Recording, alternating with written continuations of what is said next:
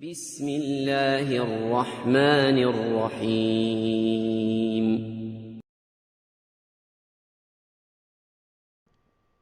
Assalamu alaikum wa rahmatullah. Welcome back to the Dawah Academy. This is Brother Tariq. Lesson 7, the epistemic method for agnostics and atheists. You're going to frame your epistemic inquiries with the following format. You begin by asking the non-believer, do you know if there is or isn't a God who created the universe and has a relationship with human beings? It's important to frame your question this way. By asking the person if he knows instead of believes, you force that person to justify their knowledge with evidence or argument. Take note that there is no evidence to prove that there is no God. So right off the bat, this dissolves the confidence in the belief that atheism is true. We also focus their concept of God as the creator of the universe. Many people have absurd concepts of God, which causes them to give illogical answers. Debunking these answers would take your precious time, so our definition will help keep them on track. When you ask the non-believer, do you know if there is or isn't a God who created the universe and has a relationship with human beings, the usual response is, I don't know, or I don't believe in God. You can respond by saying, what would you need to know? Or what would you need to conclude that God is a reality? The common response is, I would need evidence to believe in God. When someone says he needs evidence to believe in God, you can ask him what methods are available for gaining evidence. Most people will be unaware of the reliable methods for gaining knowledge and evidence. We discussed epistemology and the methods for gaining knowledge in the previous episode.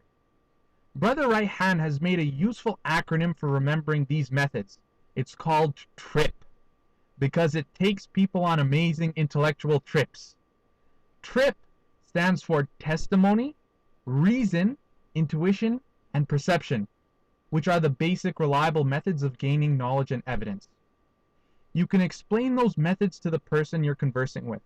Once he understands the tools available to him for gaining knowledge, ask him which of the methods he would use to determine if God is real. He might say, for example, I would need a logical argument, which is evidence from reason. Or he will say he needs to see God, or see a sign of God, which is using perception followed by reason to conclude that God is real. Once the person has chosen his epistemic tools, you should confirm his commitment to the evidence by asking, if you gained valid evidence from these methods, would that evidence give you a high level of confidence that God is real? By asking such, you will get the person to become accountable for following the evidence wherever it leads. This is the end of your epistemic inquiry. However, at this point, you can offer to share the evidence for God and Islam. In the following episodes, we will cover how to present evidence for God and Islam in further detail.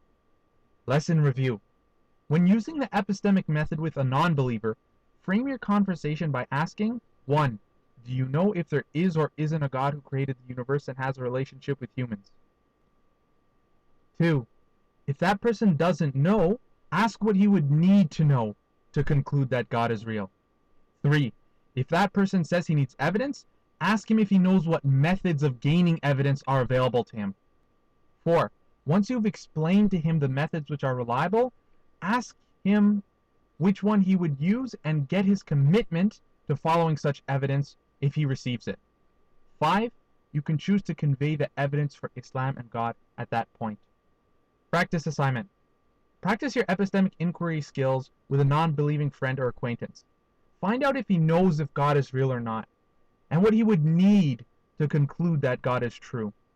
And share the TRIP methods of gaining evidence, and ask him how he could use those methods for gaining evidence. Do that as a thought exercise for him.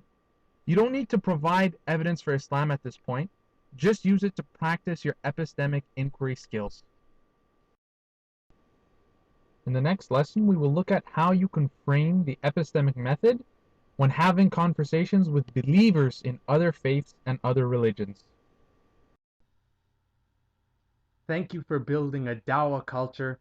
Remember to subscribe, share, and comment. You have my love and respect for Allah's sake. Assalamu alaikum wa rahmatullah.